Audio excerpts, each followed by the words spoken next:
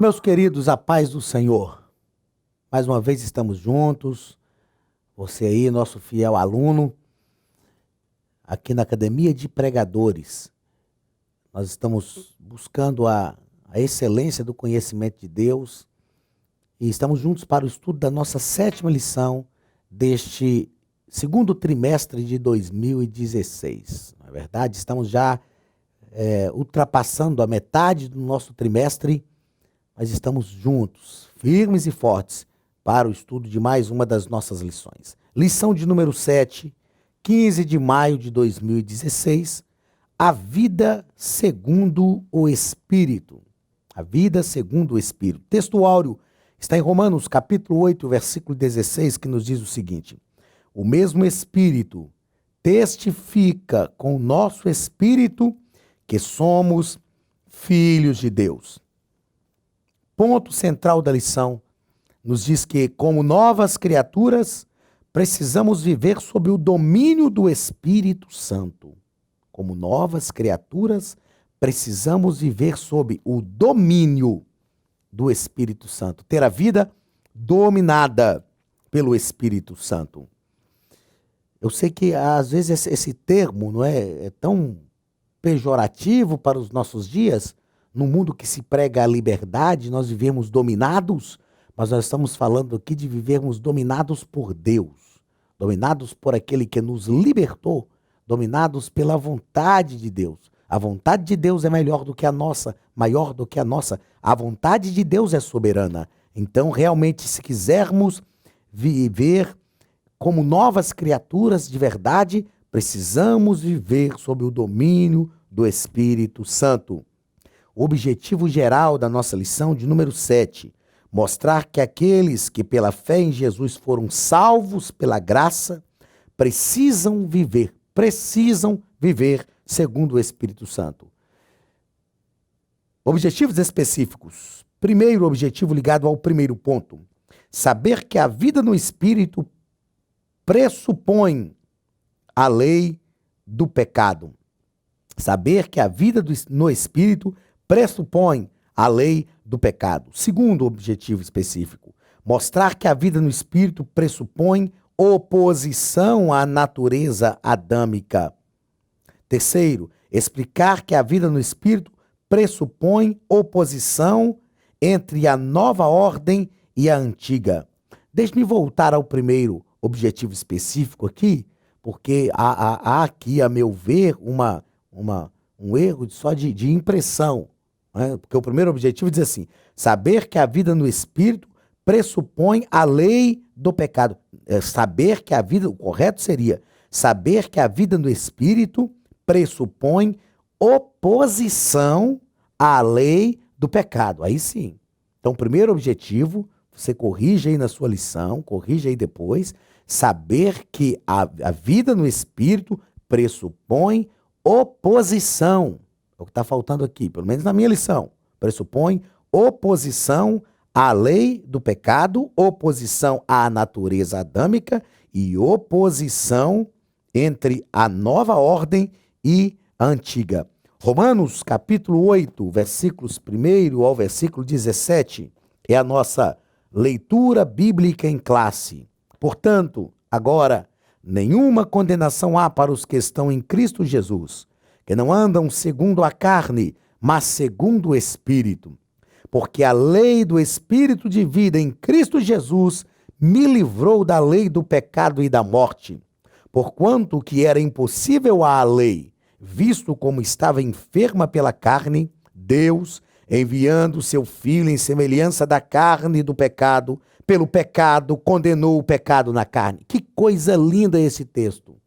Que coisa magnífica esse texto. A filosofia que Paulo utiliza aqui, a estrutura do texto. Eu vou repetir o versículo 3, devido a essa estrutura, esse trocadilho que ele faz. Coisa magnífica.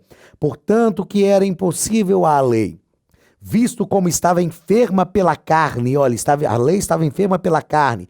Deus enviando o seu Filho em semelhança da carne do pecado.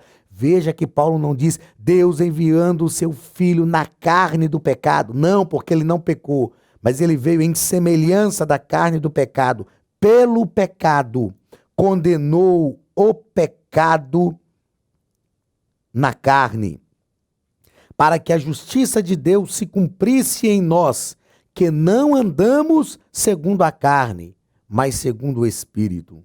Porque os que são segundo a carne inclinam-se para as coisas da carne, mas os que são segundo o Espírito, para as coisas do Espírito. Porque a inclinação da carne é morte, mas a inclinação do Espírito é vida e paz.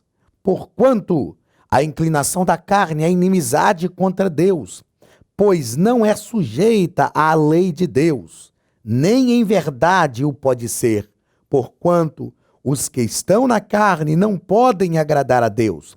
Vós, porém, perceba que Paulo está falando com quem já anda em espírito, vós, porém, não estáis na carne, mas no espírito. Olha como eu disse que Paulo é incisivo, a maneira incisiva como ele diz, não truculenta, mas a maneira incisiva. Vós, porém, não estáis na carne, mas no espírito. Aí ele diz, se é que o Espírito de Deus habita em vós. Mas se alguém não tem o Espírito de Cristo, esse tal não é dele. E se Cristo está em vós, o corpo, na verdade, está morto por causa do pecado, mas o Espírito vive por causa da justiça. E se o Espírito daquele que é dos mortos ressuscitou a Jesus habita em vós, aquele que é dos mortos ressuscitou a Cristo, também vivificará o vosso corpo mortal pelo seu Espírito que em vós habita. Veja que no versículo anterior, Paulo diz que nós estamos em Cristo, mas o corpo, na verdade, está morto por causa do pecado. O corpo, na verdade, está morto por causa do pecado.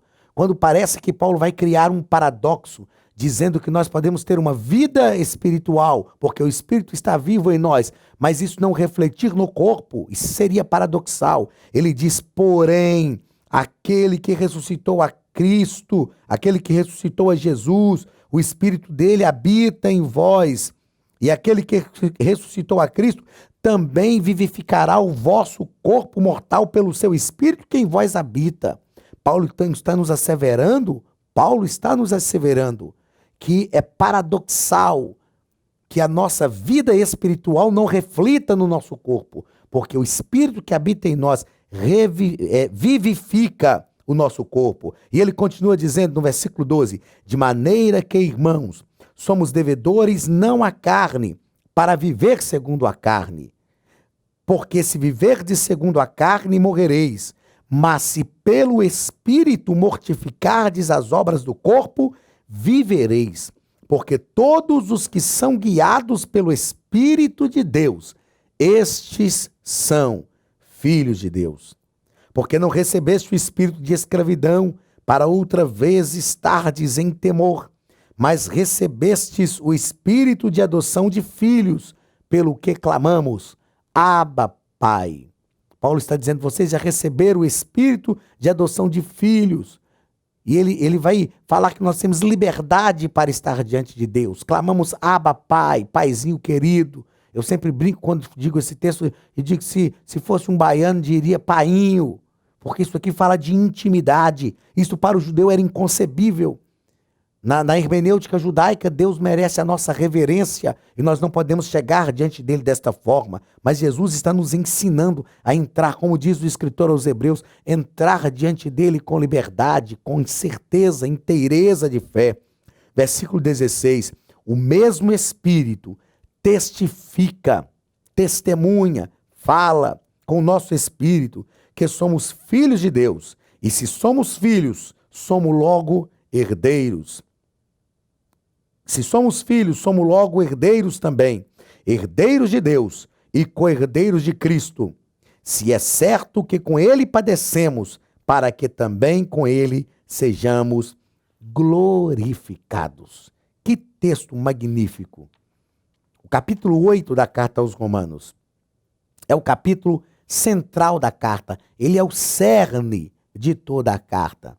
Percebamos que no capítulo 7, Paulo está falando da batalha, da luta entre carne e espírito. dessa batalha que ocorre em todos nós. Mas no capítulo 8, ele faz a transição a partir do capítulo 7 para o capítulo 8, para o capítulo que é o cerne da carta, já que Paulo, na carta aos Romanos, o tema central, ele está falando da fé. É como nós estamos vendo aí, ó, no slide, maravilhosa graça, o evangelho de Cristo revelado na carta aos Romanos. Paulo está falando da graça de Deus. Como é que nós alcançamos esta graça? Pela misericórdia do Senhor. Como é que nós mantemos esta graça? Como é que nós continuamos ligados a esta graça? Através da habitação do Espírito Santo em nós. E é disso que Paulo vai falar no capítulo 8. Então, o capítulo 7, ele vai falar dessa luta que existe e nos mostrar que nós só conseguimos vencer esta luta se estivermos ligados a Deus, através do Espírito Santo que habita em nós. E ele vai discorrer sobre isto no capítulo 8. É isso que nós vamos ver na lição de número 7. A vida segundo o Espírito. No primeiro ponto, veremos sobre a vida no Espírito pressupõe oposição à lei do pecado. Como disse aí no slide, está certo, mas na lição teve um erro de impressão. A vida no Espírito pressupõe oposição à natureza adâmica e a vida no Espírito pressupõe oposição à nova ordem e à antiga. Vamos à introdução da nossa lição. Então, no capítulo 8, Paulo vai mostrar que o que fora impossível à antiga aliança regida pela lei, agora se tornou possível, graças a uma nova lei, a lei do Espírito de vida em Cristo Jesus. O que ele diz no capítulo 7, miserável homem que eu sou, quem me livrará do corpo desta morte? Ele responde no capítulo 8, porque a lei do Espírito de vida me livrou da lei do pecado e da morte. Eu achei lindo este raciocínio do nosso comentarista da lição, do pastor José Gonçalves, em relação ao capítulo 7 e ao capítulo 8. Então nós vemos que no capítulo 7 nós temos um grito de desespero, mas no capítulo 8 nós temos um brado de vitória. No capítulo 7 nós temos uma batalha entre a carne e espírito. No capítulo 8 nós temos a convicção de quem pode vencer esta batalha. No capítulo 7, nós temos um dilema, como vencer. No capítulo 7, nós temos um dilema, como suportar. Mas no capítulo 8, nós temos uma convicção. O Espírito Santo habita em nós. E Paulo diz que ele intercede por nós com gemidos inexprimíveis. Porque nós não sabemos pedir como convém, mas o Espírito intercede por nós. Primeiro ponto da nossa lição. A vida no Espírito pressupõe oposição à lei do pecado. Primeiro parágrafo, a enfermidade da lei. Então, no capítulo 7, versículo 24, ocorre esse grito. E este grito de Paulo é um grito, na verdade, de todos nós, de toda a humanidade. A humanidade, aqueles que querem viver livres do pecado, gritam, lutam. Quantas pessoas querem lutar sozinhas, resolver os seus problemas? E, na verdade, o que nós temos que fazer é nos entregar. Todos os homens, nós temos que nos entregar aos domínios do Espírito, ter uma vida dominada por ele. Todos os homens, eles estavam debaixo da condenação do pecado. Todos eles. Em Adão, todos foram encerrados debaixo da condenação do pecado. A lei que fora dada para alertar os homens sobre a malignidade do pecado acabou servindo de instrumento para aguçar o desejo de pecar. Acabou por se tornar inoperante diante de outra lei, a lei do pecado. Veja que há um dito popular, não a Bíblia, mas há um dito popular que diz que tudo aquilo que é proibido as pessoas querem. Aguça a curiosidade. Foi isso que aconteceu. A lei aguçou o desejo de pecar. A lei se tornou inoperante diante de outra lei. Como nós já falamos aqui em aulas anteriores, perceba que a gente cita aulas anteriores, às vezes eu cito algumas lições à frente, porque são 13 lições que estão todas unidas dentro de um mesmo assunto para o trimestre. Então nós falamos em aulas anteriores que a lei de Deus para o ser humano era uma lei de Deus, veio de Deus, mas é uma lei humana, porque foi dada para os seres humanos. O pecado veio habitar aqui no mundo e tentar os homens, e ele se tornou também uma lei, essa lei que há em nós. Paulo diz, acho então uma lei em mim. A lei do pecado é também uma lei humana. É interessante que quando nós estudamos as questões jurídicas, existem leis que são mais fortes do que outras. Já viram quando é publicada uma lei, quando uma lei entra depois de um período de vacância, depois que ela é votada e que essa lei é aprovada, ela tem um período de vacâncias, chamado em latim vacatius legis, o período de adaptação da lei. Esse vacatius legis é para que toda a sociedade se adapte à lei e se prepare para cumprir a lei. Então, após esse vacatius legis, esse período de vacância da lei, a lei entra em execução. Ela já foi publicada, já foi assinada, foi assinada primeiro, depois publicada, e ela entra em execução. E geralmente, quando se publica uma nova lei, corrige-se, pode ser que se corrija alguma coisa em leis anteriores, mas o que me chama a atenção é que quando da publicação de uma nova lei, geralmente no final está escrito o seguinte: revogam-se todas as disposições em contrário. Ou seja, aquela lei está dizendo que é mais forte do que toda outra lei anterior que seja contrária a ela, que choque com ela, que vá de encontro a ela, porque esta lei é mais forte. A lei, a palavra lei é poder que impõe uma conduta. A lei não espera negociação, ela impõe uma conduta. É poder que rege as pessoas, que impõe uma conduta. Então, a lei de Deus veio para impor uma conduta, mas a lei do pecado foi mais forte do que a legislação para os homens. Não que a lei de Deus era fraca. Como nós já falamos aqui, o problema, na lição anterior nós tratamos disso, o problema não estava com a lei, mas o problema estava em quem cumpria a lei. Então, aqueles que deveriam cumprir a lei se lançaram à lei do pecado e não cumpriram o decálogo, as leis que Deus deu para o seu povo. Então esta lei, a lei do pecado, foi mais forte. A lei acabou por se tornar inoperante diante da lei do pecado. Porém, no segundo parágrafo do nosso primeiro ponto, o nosso comentarista vai tratar sobre a cura da cruz.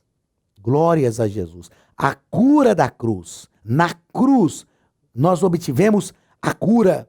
O antídoto estava na cruz. Então, Paulo dá um grito de desespero no capítulo 7, mas no capítulo 8 ele dá um brado de vitória. E ele vai mostrar que a vida segundo o Espírito, relatada em Romanos no capítulo 8, é a resposta, é a vitória que nós precisamos. Então, se esta lei que deveria ser cumprida foi suplantada pela lei do pecado, há uma lei mais forte do que a lei do pecado. Paulo diz, quando eu quero fazer o bem eu não faço, mas o mal que eu não quero, esse eu faço. Se o bem que eu não quero eu faço, mas o mal que eu não quero, esse eu faço. Já não sou eu quem faço, mas o pecado que habita em mim. Miserável homem que eu sou, quem me livrará do corpo desta morte?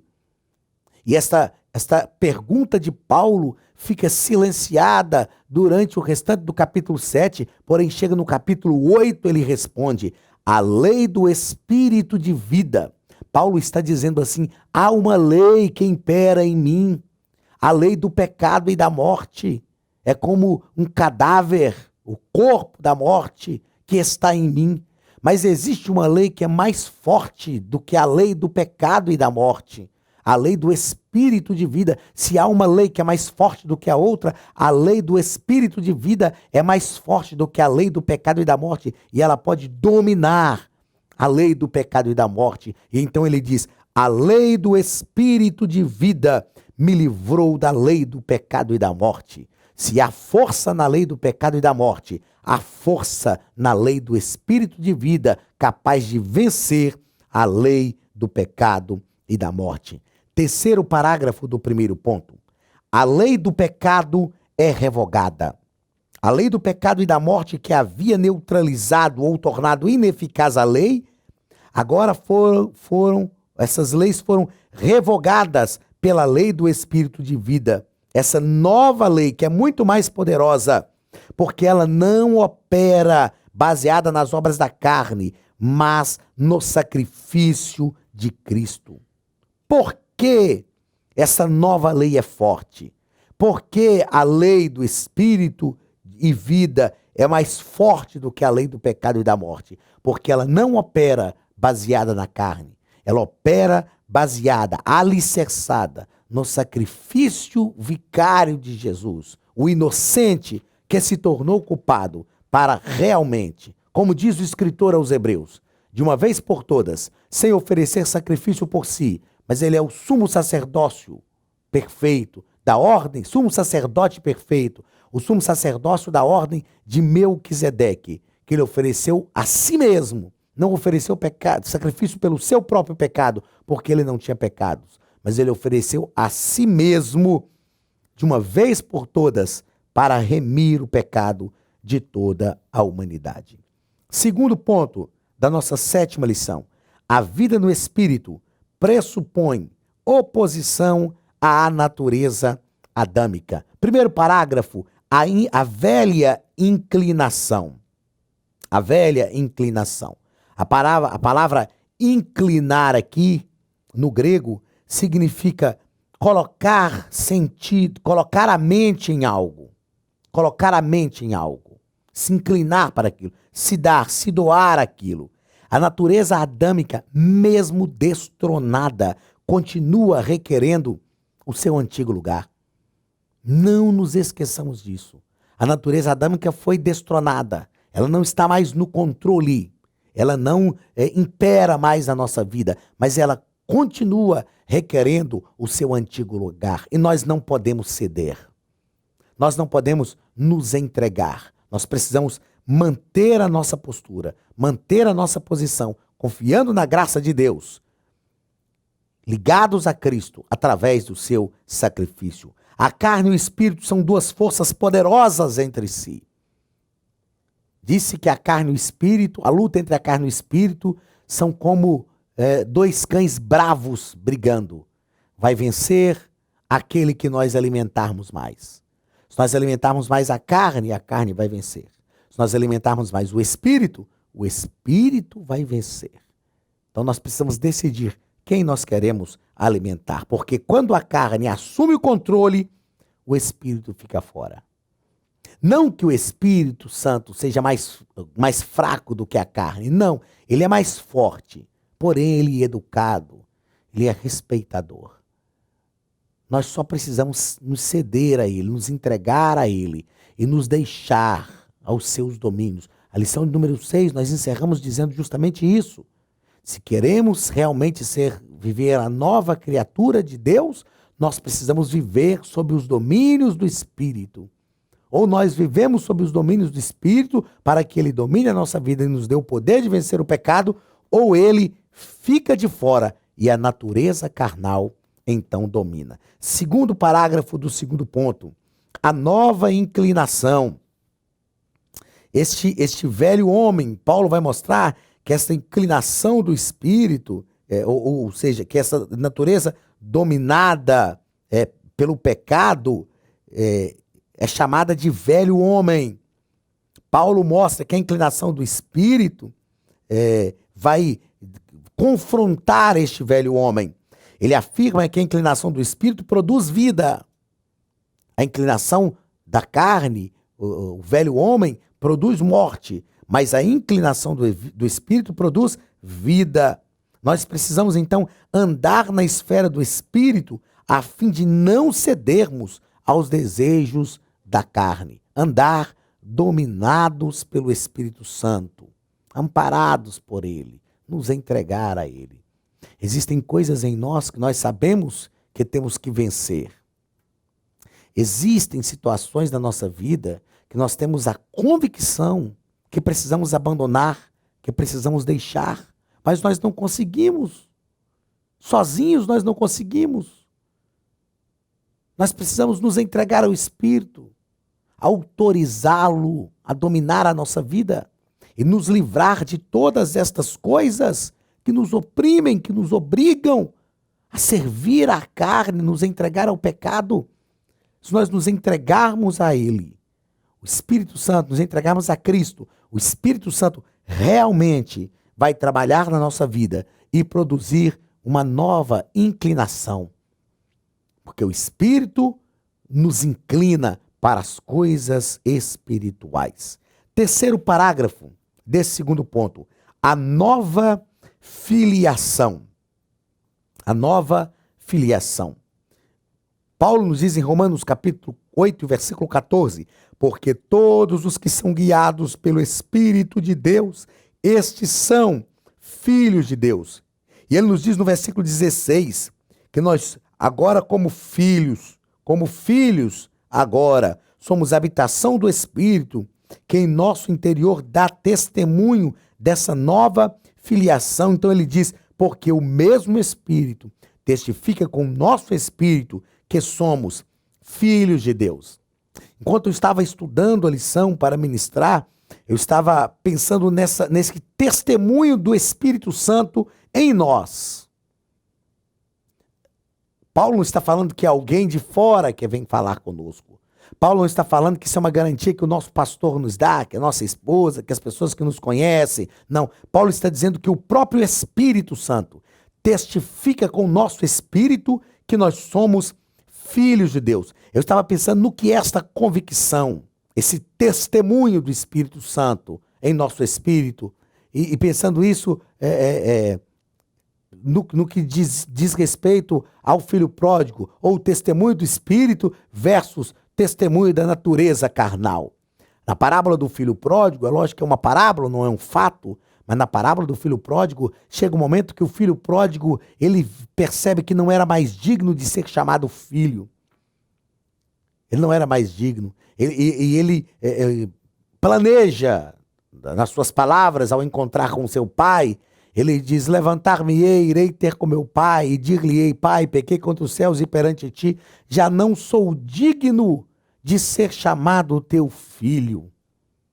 Ele sabia, ele sabe, ele é filho, mas ele perdeu a dignidade de filho. Ele não perdeu a filiação, mas ele perdeu a dignidade de filho. Como é triste quando a nossa consciência, quando o nosso testemunho interno nos diz que nós perdemos a dignidade de filhos. Como é ruim quando nós falhamos contra Deus e a nossa consciência nos policia e nos diz, você perdeu a dignidade de filho. Nós não deixamos de ser filhos. O filho pródigo não deixou de ser filho, ele tinha um pai, ele tinha uma casa, o seu pai tinha uma casa, mas ele tem consciência, eu perdi a dignidade de filho, já não sou digno de ser chamado teu filho, mas a nossa esperança, a minha esperança é que o Espírito Santo esteja aí agora dentro de você. A minha esperança, meu querido, é que o Espírito testifique neste momento que você é filho. O meu desejo é que eu e você não estejamos jamais na situação do filho pródigo para dizer eu não sou digno de ser chamado teu filho, mas que nós possamos ser espirituais, que o Espírito Santo esteja em nossa vida, como nos ensina Paulo no capítulo 8 da carta aos Romanos, para que nós tenhamos também essa convicção, porque o mesmo Espírito testifica, é o Espírito Santo quem dá testemunho de que nós somos filhos de Deus. O testemunho do Espírito em nós exclui essa cobrança, essa acusação da nossa própria consciência, dizendo, eu não sou digno de ser chamado seu filho. Mas se o Espírito Santo estiver em nós, ele diz, você é filho de Deus. Esse testemunho que Paulo fala, o mesmo Espírito testifica no nosso espírito que somos filhos de Deus, vai de encontro, nos leva ao encontro do que o próprio Pai disse a respeito do Filho, lá, como nós já citamos hoje aqui, lá no Rio Jordão, após sair do batismo, este é o meu Filho amado, em quem me comprazo. Se Deus deu testemunho do Filho, do Deus Filho, que estava encarnado, dizendo, eu tenho nele todo o meu prazer, o desejo de Deus Veja que Paulo diz ainda no capítulo 8 aos Romanos que nós fomos feitos herdeiros de Deus e co-herdeiros com Cristo. Então, assim como Cristo teve o testemunho do Pai, nós temos o testemunho do Espírito, que somos também filhos de Deus. Terceiro e último ponto da nossa lição. A vida no Espírito pressupõe oposição entre a nova ordem e a antiga. Primeiro parágrafo, a manifestação dos filhos de Deus. Então, o atual estado de coisas mostra os sinais desta velha ordem. O mundo atual que nós vivemos nos mostra os sinais desta velha natureza, desta velha ordem. Os homens distanciando-se de Deus, o antropocentrismo, o homem querendo ser Deus, querendo tornar-se Deus, a atenção que ele deveria devotar a Deus, está se devotando às pessoas. São marcas que fazem com que a criação tenha gemidos por não poder mais,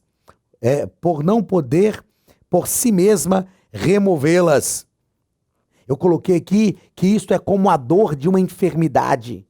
Quando nós temos uma enfermidade, quando nós temos algum problema no nosso corpo e nós sentimos a dor e até tomamos a medicação, mas nós queríamos que aquela dor não estivesse ali, queríamos tirar e não conseguimos, então só nos resta gemer sentindo aquela dor. E Paulo diz que a natureza está gemendo, porque ela quer remover esta dor.